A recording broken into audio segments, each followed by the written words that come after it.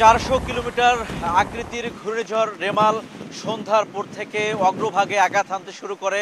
এরপর রাত 12টার পর থেকে আবার স্থলভাগে আঘাত হানতে শুরু করে। ঘূর্ণিঝড় রেমালের তাণ্ডবে আতঙ্ক বিরাজ করছে মানুষের মধ্যে। হাজার হাজার মানুষ উপকূলে এই মুহূর্তে আশ্রয় কেন্দ্রে আশ্রয় নিয়েছেন। দমকা হাওয়া এবং সেই সঙ্গে বৃষ্টি হচ্ছে। খেপুপাড়া সহ সুন্দরবন এলাকায় এই ঘূর্ণিঝড় রেমাল আঘাত হেনেছে। আঘাত হানার পর থেকে কিন্তু নিম্নাঞ্চলে প্লাবিত হয়েছে।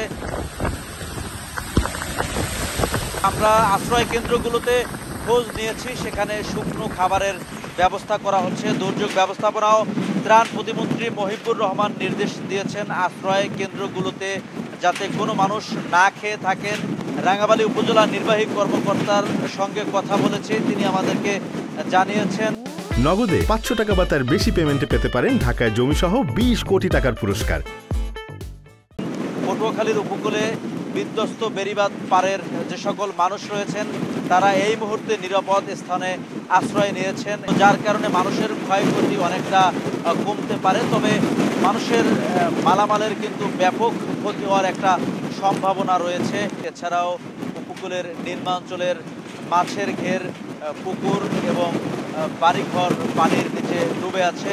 বিশেষ করে রাঙ্গামালী উপজেলার চালিতাবুনিয়া, চর মন্তাজ, চর আন্ডা, চর হেয়ার এবং বেড়িবাঁধের বাইরের দ্বীপ কাউখালী সহ বেশ কয়েকটি দ্বীপাঞ্চল, নিম্নাঞ্চল এই মুহূর্তে প্লাবিত রয়েছে।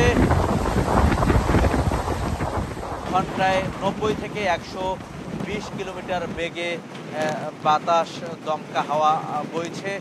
তো এ কারণে উপকূলের যে ঘরবাড়িগুলো রয়েছে ঘরবাড়িগুলো ক্ষতিগ্রস্ত হচ্ছে। পটুয়াখালীর কুয়াকাটা থেকে শিকদার, জাবির হোসেন, সময় সংবাদ।